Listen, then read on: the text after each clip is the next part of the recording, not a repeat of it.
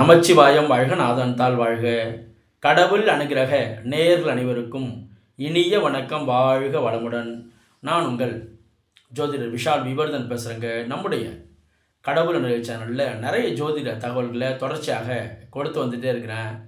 Playlist சென்று பாருங்கள். ஜோதிடர் விஷால் விவர்தன் அப்படின்றது என்னுடைய 750க்கும் மேற்பட்ட ஜோதிட வீடியோக்கள், நியூமராலஜி சம்மந்தமான வீடியோக்கள், திருமண பொருத்தம் எப்படி பார்க்கணும், அரசியல் பிரபலங்கள் இவங்களுடைய ஜாதக ஆய்வுகள், இது போன்ற நிறைய வீடியோக்கள் இருக்கும். அதை பார்த்து பயன்பெறுங்க.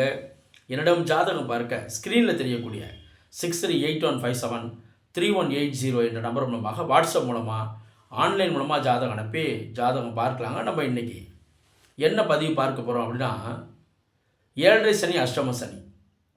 இதில் எந்தெந்த நட்சத்திரங்களுக்கு இந்த 7.5 சனியுடைய தாக்கமானது கடுமையாக இருக்கும், அல்லது எந்த நட்சத்திரத்துக்கு 7.5 சனியுடைய தாக்கமானது மிகவும் குறைவாக இருக்க போகுது, அதே போல் அஷ்டம சனியுடைய தாக்கம் எந்த நட்சத்திரத்துக்கு முழுமையாக முடியுது, எந்த நட்சத்திரத்துக்கு கொஞ்சம் கடுமையாக இருக்குது அப்படிங்கிறத பார்க்க போகிறோங்க. இப்போ இந்த சனி பகவான் எங்கே இருக்கார் அப்படின்னு பார்க்கும்போது மீன ராசியில் இருக்கார். அதாவது 7.5 சனி நடந்துகிட்ருக்கு மீன ராசிக்கு. 7.5 சனி என்பது என்னது? ராசிக்கு 12ஆம் இடம், ராசியிலேயே ராசிக்கு 2ஆம் இடம். இந்த 3 இடத்துல சனி வரக்கூடிய அமைப்பு என்பது 7.5 சனி. இது அஷ்டமத்து சனி என்பது ராசிக்கு 8ல் சனி வருது, ராசிக்கு 8ஆம் இடத்துல. அப்போ அதன் அடிப்படையில் பார்க்கும்போது சிம்ம ராசிக்கு 8ஆம் இடத்துல சனி இருக்கார். அதாவது சிம்ம ராசிக்கு அஷ்டமத்து சனியும் மீன ராசிக்கு 7 சனி இப்போ நடந்துகிட்ருக்கு. அதில் மீன ராசிக்கு 7 சனியில் விரைய சனி முடிஞ்சு ஜென்ம சனி. இதில் எந்த நட்சத்திரத்துக்கு இந்த 7 சனியுடைய ஜென்ம சனியுடைய தாக்கமானது மிகவும் குறைவாக காணப்படுது, அதாவது ஓரளவுக்கு எல்லாமே ஜூன் மாதத்துலேருந்து பாசிட்டிவாக வரப்போகுது. மீனராசியில் உள்ள நட்சத்திரத்தில் எந்த நட்சத்திரத்துக்கு இந்த காலகட்டம் கொஞ்சம் கடுமையான காலகட்டமாக, கொஞ்சம் ஸ்ட்ரகிளான காலகட்டமாக இருக்க போகுது அப்படிங்கிறத பார்க்குறோங்க. அதாவது இதில் பூரட்டாதி, உத்திரட்டாதி இந்த 2 நட்சத்திரத்துக்கும் ஜூன் மாதத்துலேருந்து வரக்கூடிய காலம் ரொம்ப ரொம்ப பாசிட்டிவான காலகட்டம். அதாவது ஜென்ம சனியே நடந்தாலும் மீனராசி பூரட்டாதி, மீனராசி உத்திரட்டாதி நட்சத்திரத்துக்கு இந்த காலகட்டம் என்பது ஒரு அற்புதமான காலகட்டமாக இருக்குது. அதாவது ஜென்மசனுடைய தாக்கமானது முழுமையாக முடியுது. எப்படி? நட்சத்திரத்தை விட்டு மாறிடுறார். உத்திரட்டாதி விட்டு அந்த சனி பகவானானவர் ரேவதிக்கு மாறிடுறார். அப்போ மாறிட்டார். அப்போ இந்த அமைப்பில் உத்திரட்டாதிக்கும் பூரட்டாதி நட்சத்திரத்தில் மீனராசியில் உள்ளவங்களுக்கு இதற்கு பிறகு இந்த ஜூன் மாதத்துலேருந்து எல்லாமே கொஞ்சம் பாசிட்டிவாக நடக்கக்கூடிய அமைப்பு வருது.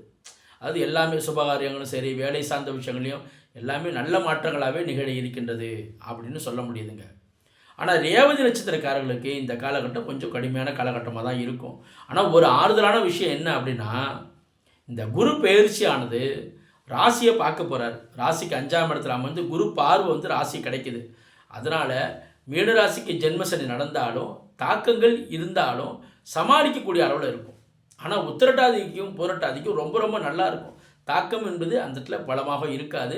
மேக்சிமம் எல்லாமே பாசிட்டிவாக நடக்கும். ரேவதிக்கு குரு பார்வை இருக்கிறதுனால ஸ்ட்ரகிள் இருந்தாலும் அந்த ஸ்ட்ரகிளை அப்படியே கடந்து வரக்கூடிய தன்மைகளை கொடுப்பாரு. ஆனால் ரேவதி மீதே இப்போ பயணிக்கிறதுனால பெரிதாக ஒரு அகலக்கால வைக்கிறது, பெரிதாக ஒரு இன்வெஸ்ட்மெண்ட் பண்ணுறது, புதிய ஒரு ஒப்பந்தம் போடுறது, அதுமாதிரி புதிய பணங்காசு கொடுக்கல் வாங்கலில் இருக்கிறது, இது போன்ற விஷயங்களில் கவனம் செலுத்தணும். யார்? மீன ராசி ரேவதி நட்சத்திரத்தில் பிறந்தவங்க. ஏன்னா அந்த ரேவதி மீதே சனி இப்போ அமர்ந்திருக்காரு அப்படிங்கிற பாயிண்ட் அடிப்படையில். அதே போல் அஷ்டம சனி அப்படின்னு பார்க்கும்போது இந்த அஷ்டம சனி யாருக்கு ரொம்ப கடுமையாக நடந்துகிட்ருக்கு? சிம்ம ராசிக்காரர்களுக்கு நடந்துகிட்ருக்கு. அதுலேயும் அப்போ அஷ்டம சனி நம்ம சொன்னால் என்ன அர்த்தம்? அந்த சிம்ம ராசிக்கு 8ஆம் இடத்துல சனி அமர்றாரு. 8ஆம் இடத்துல சனி எத்தனாவது நட்சத்திரத்தில் அமர்றாரு அப்படிங்கிறத நம்ம பார்க்கணும். இப்போ மகன் நட்சத்திரத்துக்கு 17ஆவது நட்சத்திரம்னு சொல்லும்போது உத்திரட்டாதி. அப்போ அந்த உத்திரட்டாதியில் நட்சத்திரத்தில் சனி ட்ராவல் பண்ணக்கூடிய காலம்தான் சிம்ம ராசி மகன் நட்சத்திரம் பிறந்திருக்காங்கல்ல, அவங்களுக்கு கடுமையான காலகட்டம். இப்போ என்ன ஆயிடுச்சு அப்படின்னா, இப்போ உத்திரட்டாதியை விட்டு இப்போ ரேவதிக்கு சனி மாறிட்டார். அப்படின்னா என்ன அர்த்தம்? சிம்ம ராசி பூர நட்சத்திரக்காரர்களுக்கு இந்த காலகட்டம் சற்று கடுமையான காலகட்டமாக இருக்கின்றது.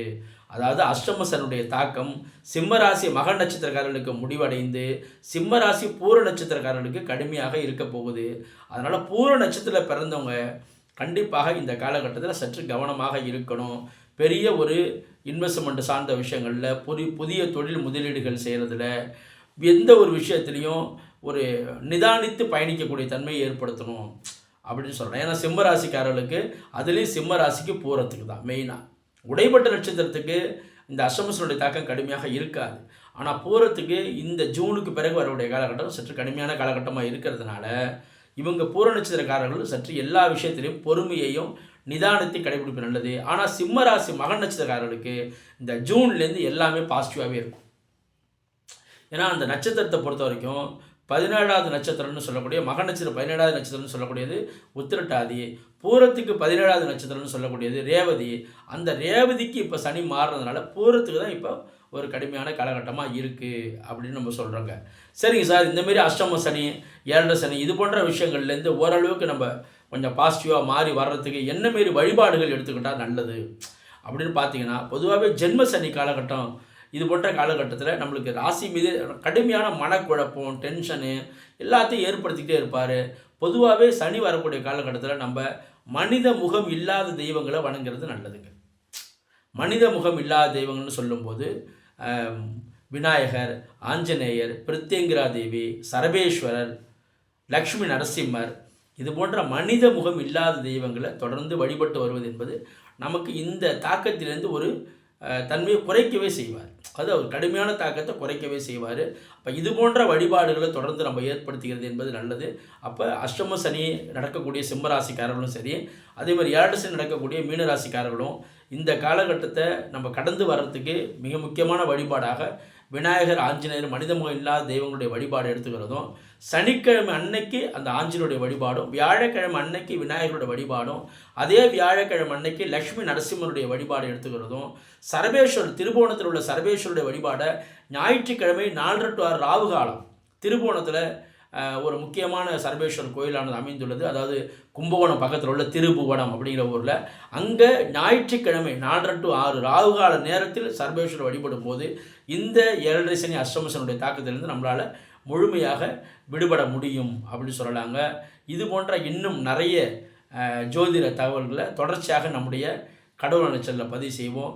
என்னிடம் ஜாதகம் பார்க்க ஸ்க்ரீனில் தெரியக்கூடிய 6381573180 என்ற நம்பர் மூலமாக வாட்ஸ்அப் மூலமாக ஆன்லைன் மூலமாக ஜாதகம் அனுப்பி ஜாதகம் பார்க்கலாங்க. நன்றி, வணக்கம். வாழ்க வளமுடன், வாழ்க வையகம், வாழ்க பிரபஞ்சம்.